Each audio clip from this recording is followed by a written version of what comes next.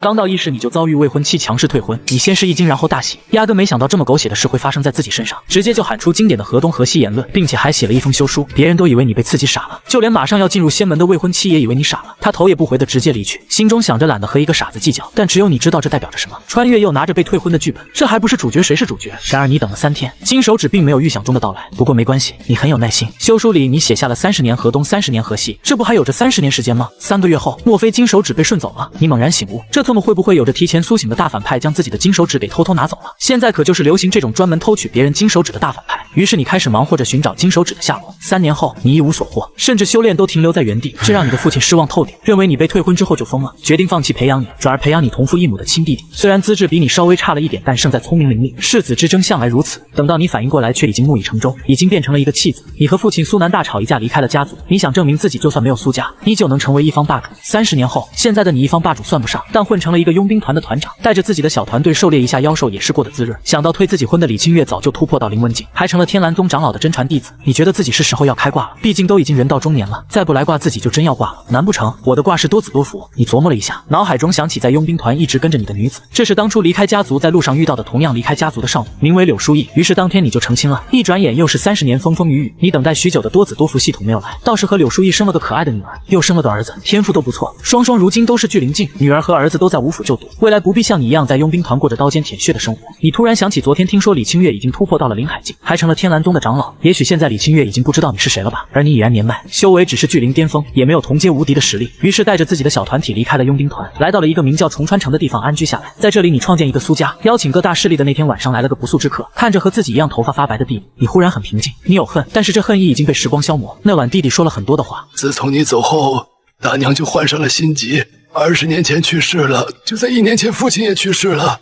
他去世前还在念叨着你，想要见你最后一面，可你却是冷漠的拒绝了。望着弟弟苏雪和离去的背影，你摸了摸眼角，湿润润婆娑娑的。另一个苏家你已经回不去了，现在这里才是你的家。那晚你喝得酩酊大醉，末期老年穷，你已经老了，就连柳书意也被你亲手埋了，埋在你们第一次见面的那个山头。百年大寿你依旧没有系统，你知道今天是大寿也是大限，好在你的子孙和苏家核心小辈都被送走了。隔壁许家的老家伙突破到了灵文境，重川城内不允许有第二个声音，你站错了队，以为城主会率先突破，结果却被祁连反杀，下场自然是被清算，大门被踹开，有一老者缓缓走了进来，这是许家的老族许拔，灵文境强者。你视死如归，哪怕已经老了，但在佣兵团可没有白待。身后又走出来一个青年，手中拿着几个头颅，看清头颅的面孔，你的脸色变得难看。然后你死了，百年风雨飘零，终究还是族灭生死。依稀间似乎听到那走进来的青年开口道：可惜了，这老头的2个子女和几个长老拼死守护，哪怕提前一步知道了苏家的撤退路线，派去大量的人去围堵，还是让一些苏家小辈跑了。许拔皱眉回道：跑了那就派人去追，安排送出去的苏家弟子一定是天赋出众的，若是成长起来，对于我许家也是一大麻烦。要不是得了一个灵海境强者的传承，说不定覆灭的就是我许家。最后你的意识消失了，不过却没有死透，你发现自己死了后出现在一处奇怪的空间。特么的，许家老狗居然有着这般运道。想到许拔最后说的话，你愤懑不平。不过现在你已经无暇顾及这些，因为你来了金手指。第一是你少年轻狂犯下许多错事，离家出走后历经磨难，建立家族成了老祖开枝散叶，在这世间留下你的痕迹。虽然身死，长川城内依旧流传着你的传说。你这一生也算是精彩，评价白色3星，奖励30逆命点，请选择你的逆命点分配进入第20。资质零可加点，悟性零可加点，家世零可加点，心境5。提示：逆命点可立即使用，也可以攒到下一世使用，但一世过后除了心境外都会清零。看完童子的介绍，30逆命点你一口气全部用掉，其中资质加15，悟性加10，家世加5。一道白茫茫的光闪过，你进入了下一世。北风城的城主姓江名礼，而你是城主之子，不过到了17岁才觉醒记忆。想到前世的苏家被灭门，距今不过20年，许家的老祖还活着，你觉得前世报不了的仇，今世来报也一样。江少爷，老爷找你有事商量。侍女迈着小碎步跑了过来，你点了点头，跟着侍女去见这一世的老爷。宽大的屋子里，江离已经让下人摆好了饭菜，一个中年男子和一个妇人坐在椅子上等待着你。你见到2人脸上露出笑容，恭恭敬敬道：见过爹娘。王涵玉一把拉过你道：快来坐下，在家里哪有这么多规矩？江离道：先吃饭，有事饭后谈。你乖乖吃完饭，你现在已经启灵9重巅峰了，距离巨灵只有1步之遥，这一枚巨灵丹也许能够帮助你一臂之力。饭后江离拿出一个精致的匣子，里面包装了一枚丹药，正是巨灵丹。一枚巨灵丹可以帮助人从启灵巅峰突破到巨灵境，炼制方法只有那些顶尖势力有，不仅仅价格昂贵，最关键的是有钱都不一定买得到。江离虽然是一城之主灵文境强者，可想要拿到一枚巨灵丹也不容易。你心中有些感动。3天后你已经是巨灵境，现在的你还只是17岁。上一世离开家族后，可是足足25岁才走到这一步，现在早了8年，未来可期。突破后，你意气风发返回了凌云五府。凌云五府是天风王国10大五府之一。返回五府后，你修为突破巨灵境，引起了不小的轰动。毕竟17岁的巨灵境已经称得上天才，就算是天才云集的凌云五府内，也只有一小撮人有着这样的天赋。你也提前进入了内院，选择了一个长老为老师。你选择的长老名为江向阳，是一个灵文7重的强者，比起你这一世的父亲江离还要高上4重。就这样，你又多了一个大靠山。当天就在一群好友的督促下，你举办了一场宴会庆祝进入内门。在他们看来，你这完全就是开挂般的人生，有着城主的爹，17岁巨灵成功进入内门，还拜江向阳长老为师，这不是人生赢家什么才是？然而你只是摇了摇头，他们怎么可能明白你一路走来多么不容易？虽然那是前世。离开酒楼后，你浑身一激灵，你看到了一个熟人，有着故人之姿。这个故人是仇人，还是许家？李密，帮我个忙。你神色认真地看着一旁醉醺醺的男子，男子看着你如此珍重的样子，顿时酒醒了。帮我调查一个人。你用手指着那像是故人之姿的青年。李明是你最要好的狐朋狗友，家族李家在凌云城内也有着几分能量。没过1天，那天疑似故人之姿的青年信息已经摆放在你的面前。果然如此，你面露冷笑，神色凶狠。那天你如孤狼般的直觉没有错，那疑似故人之姿的青年还真是故人之子，就是第一世你死前看到的许长直的儿子，名为许生，比你年长3岁，如今启灵9重，也许快要突破了，但是他再也不会有机会突破。许八，我杀不了你这个老王八，还不能先一步步将你的族人铲除吗？你恨啊，原本死了是可以愿赌服输，问题是现在活了。当初看到儿女和老朋友的头颅被许长直提着，你可是在梦中还能经常梦到，不将许家扬了难解你心头之恨。更不要说许家还有林海境强者的传承，那可是大机缘。林海境在天风王国已经算是绝对的强者了，当初退婚的李清月现在也不过是林海境罢了，这个资质放在天风王国已经极为耀眼，难怪当时要和你解除婚姻，确实有着资格强势退婚，但你还是记仇念念不忘。你们现在不是一路人，李清月已经老了，而你还正值17，你在思考如何神不知鬼不觉地杀死一个凌云学府的弟子。学府弟子相残一直以来都是重罪，轻则关禁闭，重则逐出学府，你自然不可能明目张胆地杀。但许生在某次执行任务的途中遭遇到穷凶极恶的歹徒，歹徒刚好和许家有着仇怨，然后许生被打死。这个剧情很正常吧？3个月后，许生被3个黑衣人联手击杀，事情也正如你预料，学院草草了事，认定许生是招惹到仇家。这是武道世界，一个普普通通的学员死了就死了，只有许家家主许长直恨啊，但是查不出来什么线索，这件事最后还是不了了之。可你知道这只是个开始，灭族之仇一条人命可远远不够。敌明你暗，你也不急着复仇，继续在凌云学府开始修炼。1年后，刚满18的你被江离喊回家中，回到家的你看到自家父亲旁边还坐着一个老头。王老看着一表人才修为不俗的你，满意的点了点头。江直，我有一孙女美若天仙，长期在灵剑派修炼，今天刚刚返回北风城，老头子希望你能够带着我那孙女好好在北风城玩几天。你看了看自己的父亲，江离朝你点了点头，如此你便明白了，那姑娘定然貌若天仙，天赋还不差，让江父非常满意，这才将你喊回家。和王老的孙女王白露碰面后，你们都在打量着对方，双方都很满意。这一次没有退婚的剧情，你带着王白露在北风城内逛了逛，接连3天都腻在一起。3天后，2人分开了，约定在天风王国10年一度的年轻一辈大比中再次见面。你又回到凌云学院，孙有李明一脸好奇的看着你，总觉得好哥们回来后变得不一样了。你自然不会告诉他，小孩，咱们确实已经不一样了，咱已经是有家室的人，你还是单身汪。接下来的日子，你在凌云学院修行更加刻苦，自转世苏醒记忆差不多有着2年半了，也从启灵9重突破到巨灵6重。这1年你19，这样的修行速度实在是太快了，甚至震惊了学院。学院的长老会商量一番，将你当做灵海种子级选手培养。学院对于你寄予厚望，希望你能在天风王国10年一次的年轻一辈大比中够取得一个好的名次。你跟着学院长老还有一众学院培养的天才，踏上了前往天风王都的路。孙有李明也跟着你一起跟了过来。支吾，你对于这一次比试有没有信心？我突然觉得压力好大啊！仅仅是凌云五府就有着这么多天才。李明不禁开始迷茫。这2年间，李明也成功突破巨灵境，现在还是巨灵1重。好基友的你已经巨灵6重，他原本以为你已经是天才了，可是五府前去参加年轻一辈大比的年轻弟子，无一例外全部不比你差，修为最差也是巨灵5重。这世间天才本就多如繁星，你抬头看着那苍穹，一个时代只会有一个月亮，其他的所有星辰注定都会被月亮的光辉所掩盖。李明看着有些陌生的基友，心潮澎湃。难道你要当月亮？你摇了摇头道：我只是一颗最渺小的星辰罢了，但朝闻道夕死可以。我若是能见到那月亮，看到武道真正的天之骄子，哪怕是被掩盖光辉也心甘情愿。李明愣住了，这还是自己天天混一起的损友吗？突然变得这么高大上。李明10分有12分不习惯。你认真道：我只是在告诉你不要怕失败而已，这个世界比我们优秀的本就有很多。李明点了点头，解开心结。好基友都不怕失败，他怕个毛。殊不知你还有一句话没说，迟早我也会成为那最为璀璨的月亮，还是独一无二的。1世不行那就2世3世，总有1世自己会活成所有人都仰望的样子。历经奔波，众人终于抵达了天风王都。五府的长老早就为众人安排好了住处，你马不停蹄去见了未婚妻。等到你将未婚妻带给五府的众人认识时，李明的脸黑成了炭。说好的一起单身，你却连未婚妻都有了。你干笑了2声，相信李明会理解你的。凌云五府很待见王白露，但是灵剑派却不待见你。王白露在灵剑派也是有名的美人，虽然不如灵剑派大师姐那种天风王国10大美人之一名声远扬，却有着一种别样的气质，在灵剑派有着众多拥护者。你上门跟捅了马蜂窝一样被一堆人围住，你就是王师妹的未婚夫吗？我要向你发出挑战，只要你输了，你就要离王师妹远一点。灵剑派一个年长的师兄愤怒地朝着你发出挑战，你没有印象？这特么哪里来的中二病傻缺男？你还是不是男人？难道就不敢来一场男人间堂堂正正的对决？我输了，从此消失在王师妹的视线中。你要是输了，那就和王师妹解除婚姻。灵剑派的师兄穷追不舍，咄咄逼人，似乎这样就能够打压你，让他在王白鹿心中的形象变得高大。我只是觉得王姑娘何其无辜，被你这样的家伙当作赌注。你要比武，我自会印象，但是我不会以我未婚妻为赌注。她不是货物，她是我未来的妻子。你这一句话赢得了灵剑派刮目相看，王白鹿的美眸也是异彩连连。被落下面子的灵剑派师兄恼羞成怒，朝着你出手，却被你一招制服，震惊所有人。从头到尾你都不知道他的名字，也懒得知道，二者间压根不是一个段位的。灵剑派长老亲自向你赔罪，并且保证灵剑派不会再有人刁难你。灵剑派上下也都对你佩服，态度来了个大翻转。他们认定你定然是武道大比上的一匹黑马，会在武道大会上取得优越的成绩。到时候不知道会有着多少王公贵族抵你送上门来。王白鹿也发现这个问题，自己这个未婚夫优秀的过分，要是出名了会不会给他一封休书？所以在武道大会开始的前夕，王白鹿时刻都和你在一起，一直到武道大会开始，王白鹿才给你自由的时间。你觉得自己这匹黑马要陨落了，已经被炸成了一匹瘦马。不过还好，累虽然累了一点，你前世好歹是厮杀一生，游走在生死边缘，战斗经验可不是这些初出茅庐的小年轻可以比的。一路上你成为了武道大比的一匹黑马，杀入了众多势力的视线。张元，你们凌云五府倒是捡了个好苗子啊！众多势力长老聚在一起，对凌云五府实名羡慕。19岁巨灵6重，不仅仅如此，居然还越界战胜了一个热门前10的选手天蓝宗南宫梦，21岁，巨灵9重巅峰的修为，天蓝宗长老李清月最引以为傲的弟子。你不过是巨灵6重，却凭借着悍不畏死、勇往直前的武道精神，硬生生杀的南宫梦主动认输。经此一战，你名扬天下，被外人取名为武道疯子。此刻身为天风王国黑马的你正躺在床上，你感觉自己的身子都快要散架了，每一寸肌肤都仿佛被人在用刀割裂。凌云五府一张张熟悉的脸庞都在紧张地看着你。王白鹿紧紧握着你的手，眼眶里不断地滴着小珍珠。床榻湿哒哒的，女人果然是水做的。你违心地安慰众人道：“已经没事了，我已经醒了。”众人看着你惨白的脸色，10分有12分不相信。你只得扯开话题：“我和天蓝宗南宫梦一战，最后是谁赢了？”提到这个，众人这才滔滔不绝起来。那当然是江师弟你赢了。一个相貌姣好的学姐看着你，双眼放光，你感觉手有点又滑又嫩的，冰凉中又不失温热。原来是王白鹿将脸凑到你的手上，是在宣示着主权，惹得你哭笑不得，就连身上伤势带来的伤疼都减轻不少。现在王都内都在流传着江师弟你的传说，那南宫梦可是前3的热门选手，却败给了江师弟，无缘前10。一个师兄插嘴道，语气中对于你满是敬佩。江师弟的武道精神值得敬佩，这才是武道的样子，勇往直前，不畏生死，让人热血沸腾。又一个师兄推崇道已经被你给征服，实际上你心中疼得嗷嗷直叫。狗屁的武道精神，你之所以这么拼命，完全因为南宫梦是李清月引以为傲的弟子，前世李清月退婚的样子还被你牢牢记在脑海中。李清月你是打不过，难道还打不过他的弟子不成？你实在是太牛逼了。南宫梦可是年轻一辈10大美女中的梦仙子，居然被你打哭着认输。李命满脸崇拜，直呼牛逼。看着好基友扬名立万，他浑身激动。苟富贵勿相忘，好基友荣辱共，你则是陷入了深深的回忆，脑海中扣出这么多问号，有这么一回事吗？一个天骄要是这么被打哭，实在是太过于天方夜谭。你这个当事人咋不知道南宫梦被打哭了？你缓缓道，什么时候的事情？南宫梦也是武道天骄，不至于被打哭吧？李明信誓旦旦道，现在大街小巷都在谈及这个事情，现在有着不少势力的年轻俊杰准备联合起来找你麻烦。你心中有着1万种特殊植物路过，天风王都的赏赐也还算丰厚，一次灵池修炼3天，一枚青色的灵纹，还有一个玄阶下品的武器。3天后你的修为也更进一步，跨过巨灵7重来到了巨灵8重。离开灵池，你又看到了一个熟悉的身影，是个令无数人朝思暮想的美人。要是没有那几欲杀人的眼神就好了。你暗道不妙，来者不是别人，正是被你击败的南宫梦。我要挑战你。南宫梦很不服气，大街小巷都在传遍他被凌云五府的疯子打哭认输离场。认输他南宫梦认下了，毕竟他不和疯子计较，但是他南宫梦没哭。南宫梦要证明这一点，他要击败你一雪前耻。你绕开了路，现在你的修为已经突破到巨灵8重，击败南宫梦并不难，但你不想出手。南宫梦怒了，他决定霸王硬上弓，直接提着剑就朝着你砍去。看着冷冷清清的，居然是一个脾气暴躁的母老虎。你小声嘀咕了一句，一字不漏的落在了南宫梦的耳中。随即你提起长剑，剑尖绽放寒芒，寒芒抵在了南宫梦的头颅。你收起长剑，摆了摆手，小丫头，你还是等着踏入灵纹境再来挑战哥吧。南宫梦愣了许久，眼眶中蓄满了小珍珠，滴答滴答。那一天王都再度震动，有传言孟仙子被江辰始乱终弃，伤心欲绝，哭了整整1天，引得天风王国年轻一辈嗷嗷待哺，叫嚣着要让欺负孟仙子的人付出代价。时光东逝水，转眼即3年。这1年你22，虽然有着不少南宫梦的追求者来找你的麻烦，可都是小麻烦。你再怎么说也是凌云五府的种子级选手，不过3年过去，你的修为却卡在了巨气9重，有着武道大会上王宫发放的灵纹，也还需要1、2年才能跨入灵纹境。同时代前10的天骄，除了你都已经尽数踏入灵纹境，你的天资终究还是不如那些人。就连当初被你轻易击败的南宫梦，听说也在数个月前踏入灵纹境，还是有着蓝色灵纹。天风王国内有着蓝色灵纹的人屈指可数。你突然想起南宫梦，倒不是想念他了，而是想起自己3年前说的话，当时不过是随口的装逼话，感觉很应景罢了。南宫梦应当不会将自己那句话当真了吧？你琢磨了一下，不是凭空想起这个，而是因为明天和王白鹿的感情长跑迎来了结尾，明天就是大婚之日，你不想要发生变故。你扭过头打算返回府内，一抹亮眼的紫色映入眼帘，你不语，低着头看着脚尖一味的加快脚步，突然感觉脖子凉凉的，一柄冰蓝色的长剑架在你的脖子上，你僵硬的抬起头，一张完美无瑕的脸庞正冷冷的看着你，一只手拿着一把剑架在你的脖子上，你干笑一声，南宫姑娘好久不见。南宫梦不语，只是冷冷的看着你，看得你心底直发毛。你摸出一张红色的喜帖递了上去。南宫姑娘，明天就是江某大婚之日，江某邀请南宫姑娘前来一观，还请赏脸。喜帖被南宫梦接过，然后一点幽光在她的手上化作灰烬。你可还记得当初自己说过什么？南宫梦语气冰冷，你当然知道，但是这个时候肯定不能忍。你无辜道，南宫姑娘，江某当初说过什么话值得你念念不忘？我要挑战你，不接受挑战我就阉了你。南宫梦说出来的话很冷，你不怀疑有假，觉得南宫梦真的会做出这样的事情？事关兄弟性命，你不得不重视。众所周知，你是个很重感情的人，尤其是兄弟情。你出手了，你挨揍了，脸上青一块紫一块。别看那小手水嫩嫩的，揍起人来真的是一点都不含糊。你狼狈的起身，南宫梦早就不见了踪影，原地留下了一个玉瓶，玉瓶下面用着剑痕写下歪歪扭扭的2个字：两清。你上前将玉瓶打开，里面居然有着一枚3品疗伤丹，一顿皮肉之苦换来一枚3品丹药，似乎还挺值的。你嘀咕了一句，心里好受一点。没想到南宫梦是个大方的小心眼，细心的暴力狂。你回家恰好遇到老爹江离，他一脸好奇道：身上怎么多了这么多伤势？你抬头闷闷的回了一句：不小心摔的。江离不信，摔的怎么还会有拳头的印记？你只得无奈开口：路上遇到一位前辈需要陪练实验新的功法，给了我一枚3品丹药。江离满脸狐疑，在你拿出丹药后，虽然还是疑问重重，却还是姑且相信了。被打一顿受点皮外伤就能够获得一枚3品丹药，这样的前辈我怎么从没有遇到过？江离琢磨了一下，觉得你挨的这一顿打很值，要是多遇到几次就好了。翌日你的伤势已经尽数消除，婚礼当天高朋满座，许许多多的人赶至北风城，有你在凌云武府认识的学长学姐，还有自己的老师江向阳，乃至武府的副院长都来了，也有天剑山当初的年轻一辈和王白鹿的师长，亦有李命这些狐朋狗友，还有曾经在问道大会名列前10的天骄。江离被这场景吓了一跳，其中不乏身世显赫连他都要仰望的存在，这些存在都对自己的儿子很是客气。王家老爷子则是笑得合不拢嘴，他觉得这是他一生做过最明智的决定。你的潜力不止于此，他王家也会跟着发达。月色朦胧，正是洞房花烛的大好时机。来到王白鹿的门前，你抬起头，那远处和月亮并肩的高楼上，似乎有着站着一个紫色的身影。你眨了眨眼，那紫色消失不见，应该是错觉吧？你觉得是自己酒喝多了出现幻觉。夫君，轻盈的呼唤从屋内传出，你不再迟疑，打开了房门走了进去。又是1年过去了，你成功踏入凌文境，前世你一辈子都没有突破凌文境，今生仅仅23岁就突破到了。许家，你面色很冷，依旧记恨着许家的灭族之仇。要是让许家走掉一个人，你都不痛快，不过还是得等等。凌文境一重贸然动手，要是被许家的老家伙拖住，恐怕会让许家跑掉许多人。你要的是整个许家上下鸡犬不留。突破凌文境后，你回到了凌云武府，引起了一番轰动，也得到了大量的修行资源，这是你的目的。就这样，你继续开启了闭关。2年后，许家老爷子迎来了140岁生辰，许家各脉都回来为老爷子庆生。一时间，许家上下张灯结彩，但没有人注意到你在角落里阴恻恻地看向许家方向。你要借助这个千载难逢的机会，将他们一网打尽。你的身影很快，在你的身后隐约有着震动声传来，一位位整装待发的武者跟着你进入了许家，为首的是一个头发花白的老者。许家大院，你展现凌文境的实力，一路杀了进去，这也让他们反应过来，连忙聚集大量武者。阁下何人？为什么要对我许家出手？开口的是许家的一个中年男子，其名叫许长远，是许八的小儿子。你步伐轻慢，消失在原地。等到许家众多武者反应过来，你已经来到了许长远的面前，直接一剑砍下了他的头颅。周围许家嫡系悲痛万分，招呼着为许家卖命的武者和你拼命。你随手砍了几个不怕死的，吓得众人连连后退。你没有继续出手，对这些人出手完全是浪费元气，交给苏家就行了。没错，你找到了前世所在的苏家，找到了苏家的家主，也是自己前世的弟弟苏雪河。前世你死后，苏雪河偷偷找到了你和几个老友的后代藏了起来，这才让许家多年来找不到行踪。你是他的亲哥哥，是他自父母大娘死后唯一的亲人。然你被许家所杀，他焉能不恨？而你调查发现自己后代被苏雪河收养的那一刻，你心中是百味杂陈的。但是你很欣慰，苏雪河比起你更适合当一个家主，所以你隐瞒身份找到了苏雪河合作。你的目的是要许家一个机缘，许家其余的物品都可以交给苏雪河，也算是对于前世家族的补偿。所以在你朝着许家内院逼近的时候，苏雪河带着苏家大量的人员杀了进来，不由分说直接开始屠戮模式，新仇旧恨唯有族灭生死方可摘消。你一路杀到许家内院，路上又杀了好几个许家嫡系的后代，只要你感觉相貌有着3分像那就杀，然后提起头颅，头颅提不下了就挂在腰间，就如同一个从地狱而来的修罗。不久你看到了熟悉的人，许家当代家主许长直，和记忆中最后一眼的青年不同，许长直也到了中年，成了许家当代家主。许长直踉踉跄跄，他看到那一个个熟悉的头颅，脑袋轰隆的一下晃动，感觉天地都在旋转。你欣赏着这一幕，平淡道：看来我没有杀错人。许长直嘶声吼道：我要杀了你！许长直冲了上来，却被你一把捏住脖子，直接一掌废掉许长直的修为。你没有立刻杀了他，而是带着他找到了许家的老家伙许八。阁下到底和我许家何仇何怨？许八悲痛的惨叫一声：临海传承在哪里？说出来我也许还能放过手上的这个家伙一条性命，给你许家留下点香火。你语气冷淡，许八想要上去和你殊死一搏。你感知到这老家伙的想法，脚下一阵凌文境3重的修为尽数爆发。许八绝望了，他本就高龄气血走了下坡路，哪怕拼死一搏也不一定能将其重创。许八老泪纵横，已然是有了决断。阁下可否立下誓言，若是老夫将临海传承交出来，阁下所说的话要作数。你点了点头道：我只是为了临海传承而来，得到传承给你许家留点火种也并无不可，若有违背武道当止步于此。许八得到想要的结果，返回屋子中取出一个兽皮，兽皮上撰写着古怪的符文，还有着许家这些年来破解的翻译。你看着如此卖力的许八，回想起那段斗智斗勇的时光，甚至都有点想要放过他了。当然那是不可能的。你前手收下临海传承，然后在许八刚想要接过许长直的时候，一剑砍掉了许长直的头颅。许八说不上话来，心如刀绞。他耳边传来熟悉而又冷淡的声音：苏家你还记得否？当时你灭苏家的时候，可曾考虑到老幼？如今不过是有人来讨债罢了。许八瞪大眼睛，你不得好死！你违背武道誓言，你终将会被万鬼噬体。我许家上下会在黄泉路上看着你。”许八惨叫一声，被你诛杀，将所有头颅整整齐齐摆放在一起。大仇得报，你沉默了良久，最后只是轻声道：“我不会下黄泉，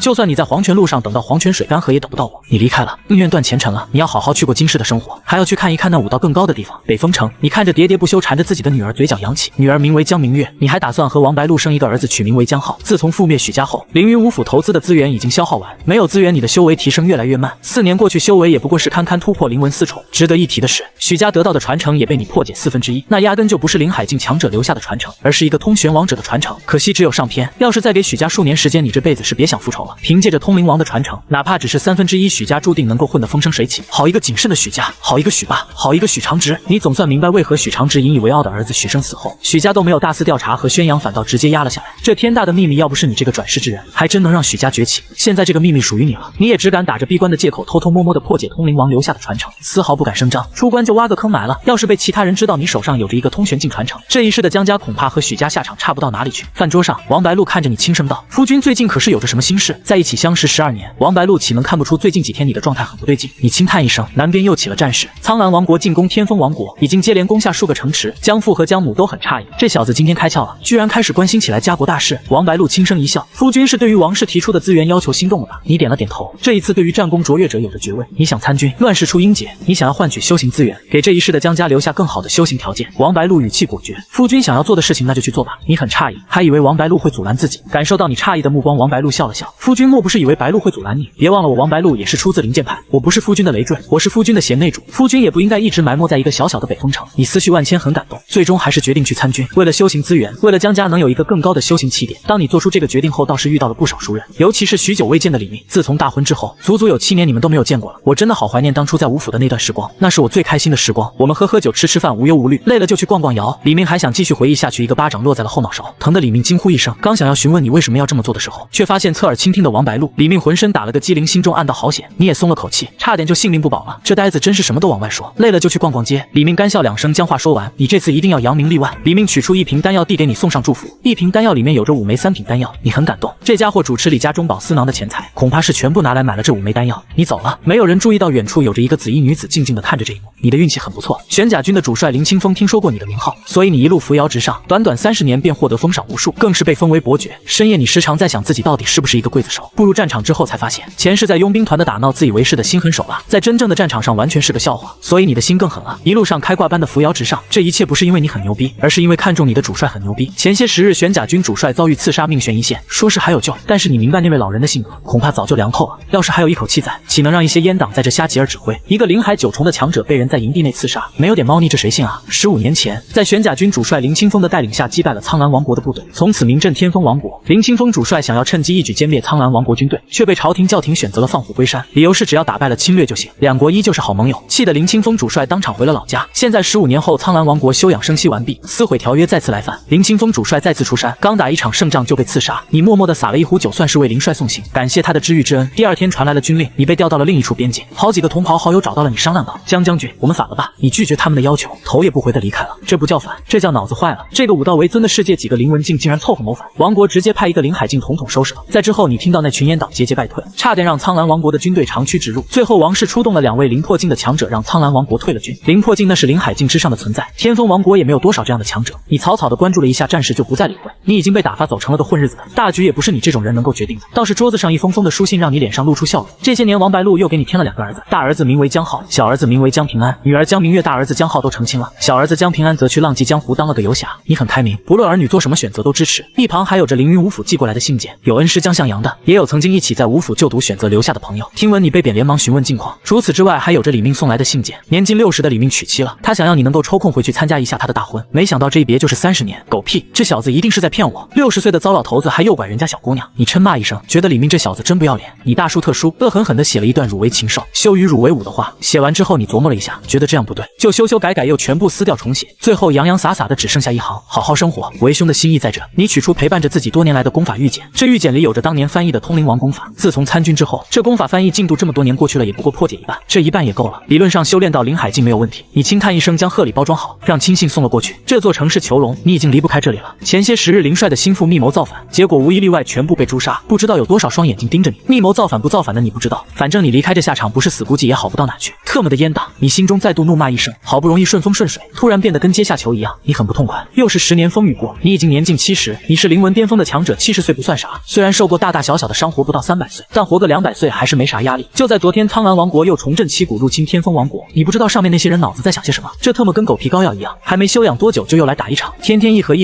你妹的是和平鸽啊！最让你生气的还是摆放在自己面前的战报。天风王国军队节节败退，大量的领土落入苍蓝王国的手上。你对于天风王国无感，但也不想自己亲朋好友沦为王国奴。将军，有一句话小的不知道该讲还是不该讲。你的心腹犹犹豫豫道，不知道该讲不该讲，那就别讲。你果断让他闭嘴。将军，我不想再这样下去了，我们投靠苍蓝王国吧。以将军的才能，在那里定然能够得到重用。江大人、古大人、韩大人，他们都死了，我怕将军也不如其他大人的红尘。你看着鼓起勇气的亲信没好气道，你小子也不怕隔墙有耳被他人听了去。苏一摸了摸脑袋，傻笑道，我知道将军小心谨慎，不会让他人轻易接近。将军，然而在世不建立一番功绩，轰轰烈烈，岂不是枉来这一趟人间？苏一目光炯炯，他清楚自家将军心中其实没有什么国家概念。你平静下来，心道这小子不愧是自己的心腹，连劳资早就想反的心思都摸得一清二楚。行了，你小子先回去休息吧。你语气平静，却是令苏一神色大喜。将军没有发怒，岂不是认同了他？在苏一转身的刹那，他听到耳边身后传来铿锵声，下一刻他失去了意识，你面无表情地看着尸首分离的亲信，暗道自己老了，居然连一个灵纹6重都要担心能不能瞬间拿下。你不想闹出动静，选择了偷袭。苏一说的话没错，你早就想反了，但是你不能。你在天风王国有着妻子儿女，有着父母，有着师友，一旦反，和你关系亲近的人全都得死。这么多人，就算投靠苍蓝王国也运不过去。这一世就这样过吧，下一世再好好算账。你将苏一埋了。苏一太过于了解你，你叹了口气，都告诉你小子了，不当讲的别讲。又过去3个月，有着一条坏消息传来，玄渊军全军覆没。这是一个完全和玄甲军齐名的军团，现在苍蓝王国的大军长驱直入，逼近你所在的边关。特么的，在这闹呢！100万大军3个月没了，你脑血栓了？真特么逆天操作！最关键的还是上面的意思，什么正在调动援军，希望你这能守上1个月。守你妹呢！就一个年老体衰的林海境，除此之外，最强者就是你这个灵纹9重天。当天晚上你就闭关准备突破林海境，通灵宫有秘法能短期突破，就是活不长而已。原本再有20年突破林海境稳稳的，完全不需要如此极端。现在无所谓了，左右都是死，不如突破林海境多砍几个人。你闭关没有多久，苍蓝王国就有着一支军队前来攻打你所在的关口，坚守10天，老林海境城主直接被活活打死，众人心中悲哀。虽然那老不死的中饱私囊，时常克扣他们的修行资源，是个老扒皮，所有人都恨不得他死，但不是现在死啊！守城大将内心拔凉的，这守城阵法失去了主心骨，完全拖不了多久。然而就在即将城破的时候，原本暗淡无光的阵法猛然运转，诛杀了数千名苍蓝国的将士。一道雄武的身影踏空而来，一手托起原本即将熄灭的阵法核心。你还是在关键时候突破林海境出关了，而你从未感觉到如此美妙，像是打开了另一个世界的大门，抬手就足以开山断江。苍蓝王国的第一波进攻总算是扛住了，众人露出劫后余生的笑容，跟你叽叽喳喳说起了战斗的惊心动魄。当众人说到周扒皮最后拼死敌军一位临海大将，还重创一位临海大将后，你也不由得肃然起敬，这老扒皮死的还当真英烈，可惜连个碎肉渣子都没有留下。你等人只得拾取旧物，为周扒皮立了个简单的衣冠冢。你对于周扒皮的印象很差，双方其实并不对付。但是当周扒皮得知你有把握拼死突破林海境后，将身上所有的修炼资源全部给，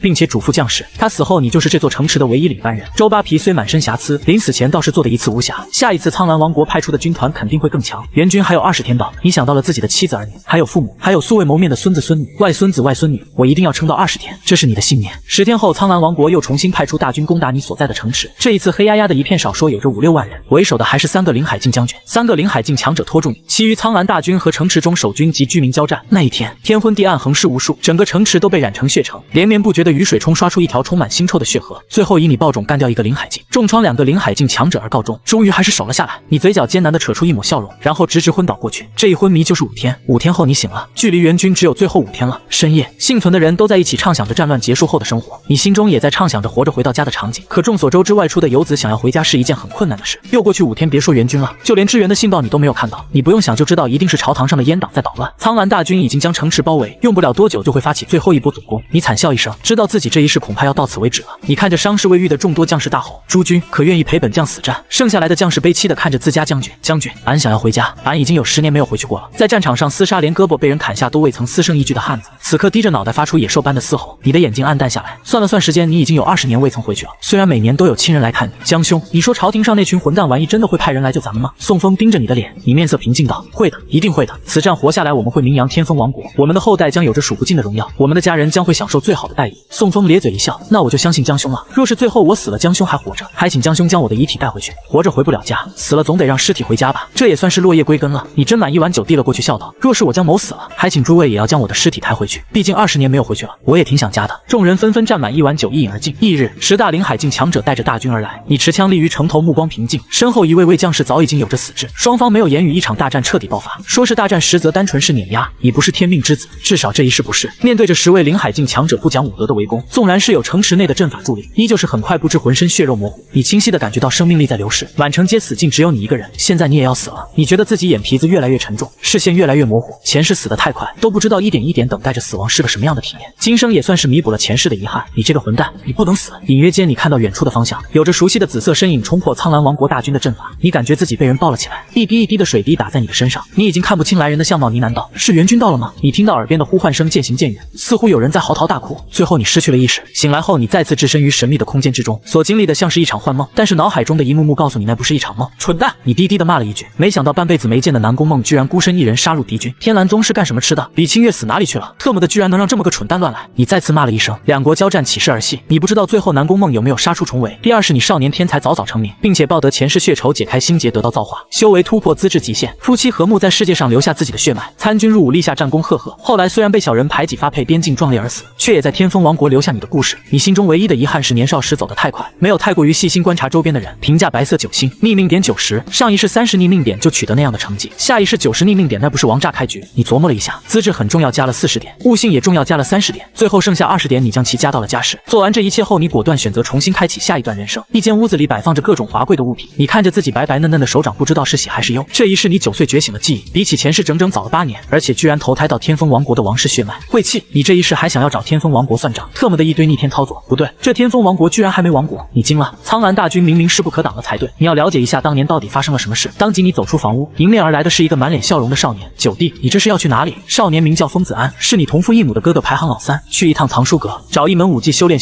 你随口答道：“九弟需要修炼武技，让下人去取来修炼就是，何不亲自去一趟？”风子安有些困惑，随后带来了一堆乱七八糟的画本，嘿嘿一笑：“九弟，这些可都是为兄珍藏多年的好东西，修炼那武技有什么好的？岂有探讨人生真谛美妙？”你瞥了一眼，心道：“我还只是个9岁的孩子，你让我看这些粗俗之物，不过你还是乖乖道：多谢三哥，这些礼物九弟就收下了。”说完，你飞快地将那粗俗之物收下。风子安眼中不易察觉出一抹喜色，既然九弟喜欢，那么三哥就多为九弟搜寻一些人生真谛的画本。你笑着点头，一大一小和睦融洽。等到风子安离开后，你脸上的笑容瞬间冷了下来。特么的，老子就说这副身体为什么还只是启灵3重的修为？5岁开始修炼，这个时间段应该至少是启灵6、7重的修为才对。世子之争恐怖如斯，你还是去了藏书阁。藏书阁内不仅仅有侯府记载的功法秘籍，还有各地所发生的事迹。一个白发老头看到你独自一人到来，显得有些惊讶。九公子这是开窍了。他记得九公子一直都不太喜欢来藏书阁这样的地方，可惜了九公子的天赋。你则是略微惊讶，藏书阁老头的实力居然达到了灵海境，前世费尽千辛万苦才达到了这个境界。不过想到藏书阁的重要性，你也释然了。1个月的时间就修炼到了巨灵境，这份修炼资质在我天风王国的记载中只出现过一次。靖海侯脸上露出欣喜的笑容，多谢靖海爷爷夸赞。你小小的身子睁着水灵灵的大眼睛，模样煞是可爱，引得靖海侯越看越喜欢。不过靖海爷爷，天风王国记载的第一天才是谁？靖海侯笑呵呵道：“那是一个神话，相传我天风王国的建立就是和那位有关系。我封氏太祖和那神话般的男子交好，帮助太祖一同推翻前朝统治，建立天风王国。就连太祖曾经也说道，他远远不如那位的修为，他见到那位如同池中鱼见到广阔的天空。”你目光闪烁，一国太祖无疑是一个传奇，却如此贬低自己。那位大人如今还在我天风王国前修吗？你好奇问道。靖海侯摇了摇头，自从那位神话帮太祖建立天风王国后，孤身一人前往更加广阔的天地，就此了无音讯。你眨了眨眼睛，心中惊喜，这样的大 boss 居然不在天风王国，天助我也！脸上却是蔫巴巴的，似乎很失望。靖海侯笑骂道：“你这小家伙，莫非还想要打那位神话的主意？是嫌弃老夫修为还不够教导你不成？”你连忙摇了摇头。靖海侯爷爷在辰儿心目中可是天风王国的第一强者，是我天风王国的顶梁柱，是最伟大的人，是我封氏的第一勇士。靖海侯笑的嘴角都快裂开到耳根，还是你小子油嘴滑舌，老夫可没有你说的这么好。你趁机打铁道：“那帮助太祖建立王国神话般的男子到底是什么人？”靖海侯心情愉悦，也是将这一秘辛告诉了你。那神话般的男子啊，他就叫神话，李神话，是那李家的神赐之人。一转眼5年过去了，你在靖海侯的教导下修为迅速攀升，很快就达到了灵文1重。14岁的灵文1重说出去近乎吓死人。这一年靖海侯琢磨了一下，直接将你送到了天风五府磨练。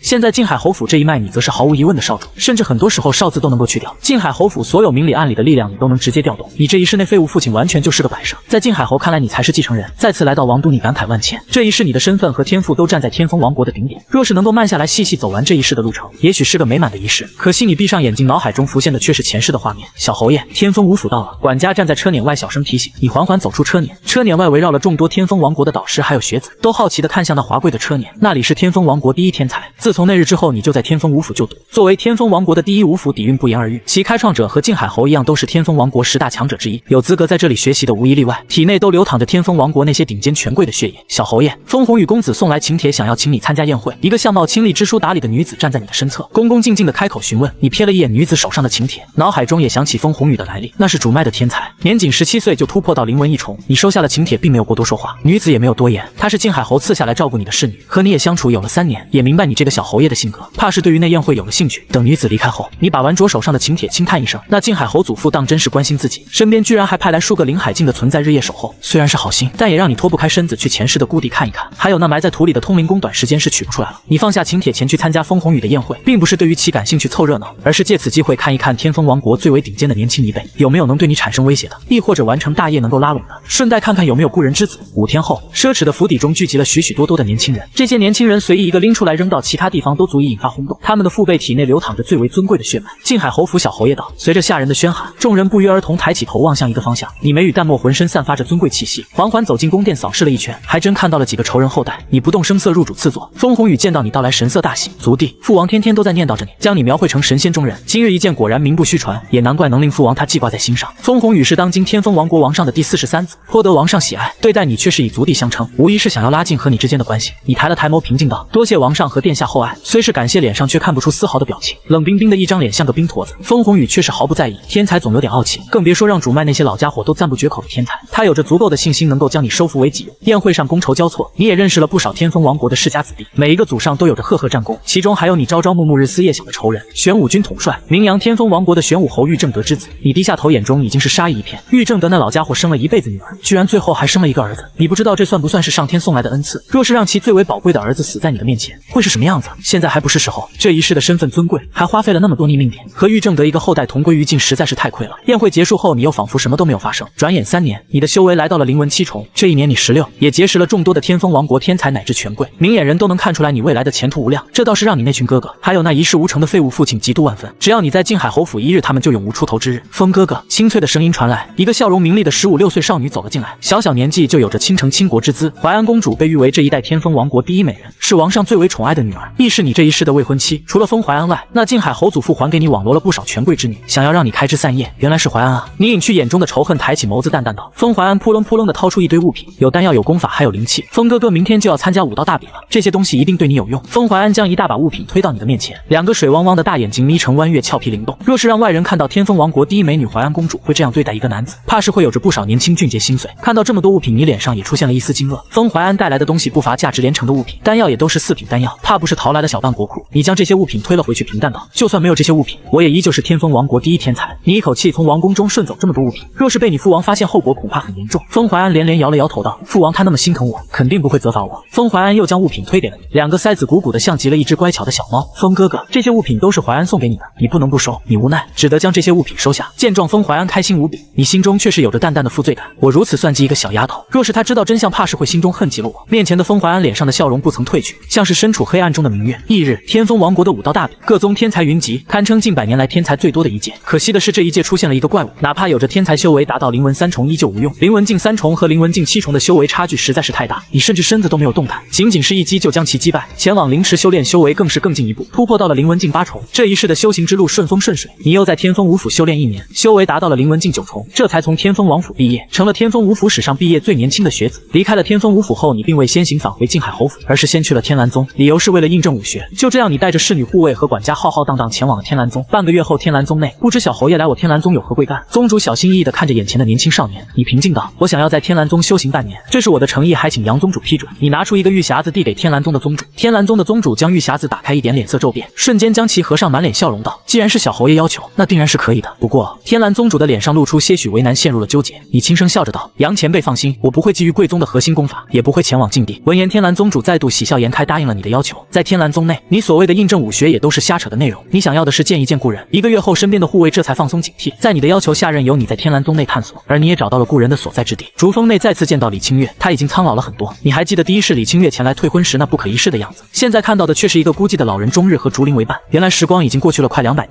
前世种种就连你都已经快记不清了。小侯爷似乎认识老身。李清月很困惑，为什么面前少年看着他的目光透着淡淡的熟悉，像是见到了一个许久未见的故人。你点了点头道：虽然未曾见过李老前辈，但是常听李老前辈的事迹。李清月自嘲地笑了笑，老身哪有什么事迹，怕都是一些旧人旧事，被人编撰出来供他人取乐罢了。你沉默片刻，确实如李清月所说，他昔日退婚的就是早早被人杜撰成画本，还颇为畅销。可惜主人公最后也未曾像那画本一样名扬天下。你不是萧火火，李清月也不是奈兰嫣然，你似有些好奇问道：李老前辈当初为何要前去退婚？李清月眼中闪过一丝讶然，没想到这个身身份尊贵的小侯爷居然对于八卦如此感兴趣。他轻叹一声，若是年轻的时候，他定然不愿意谈及这些事，但是现在他老了，经历上次一战后寿元所剩无几，脑海中曾经模糊了的记忆，在这段时间里也越来越清晰。也许多个倾听者也不错。李清月笑了笑，既然小侯爷对于我的故事这么感兴趣，那么我就为小侯爷讲一讲这陈年旧事。你蘸了2杯茶，放在2人的面前，静静倾听着。这一切的悲剧都源于我年轻时想法太过于幼稚，和我定下婚姻的未婚夫只是一个小家族的族长之子，而我被师尊看中，有望踏入更高的修行境界。当时年少心高，自认为天下群英无数，我李清月怎可在一小家族内相夫教子？我李清月虽是女子之身，亦有着会一会这天下群英之志。似是想起年少的模样，李清月的脸上露出笑容。她不曾后悔拜入天蓝宗，也不曾后悔退婚。你沉默了。若是第一世你的确配不上李清月，双方家族只是世交，你和李清月关系不错，也仅仅是不错，谈不上单方面的付出。只是后来你被退婚剧本迷了心智。你问道，李老前辈当初就是因为这个原因前去退婚？面对着你的问题，李清月沉默了片刻，沙哑道：是也不是。若他是我夫，我李清月也认，可他不能是我未婚夫。从小父亲母亲和族人都告诉我，我必须要嫁入他的家族，和他结为夫妻。但是我生来讨厌自己的命运被他人摆布。你一愣，没想到李清月当初退婚居然是这个原因。李清月看出你的惊讶，笑道：小侯爷很惊讶是吧？那些话本中都传言我是个为了前途抛弃未婚夫的人，我也确实这么做了。小侯爷若是这么想也没有问题。你认真的点了点头。第一世你也是这么认为的。你继续道：李老前辈一生未嫁，可曾后悔当初退婚的决定？这一次轮到李清月愣住了，他仿佛看到了一个记忆中已经模糊掉的人影坐在他的对面，朝着他抛出这个问题。许久，李清月这才回过神来，面前的是一张陌生的面孔，并非记忆中的面孔。后悔，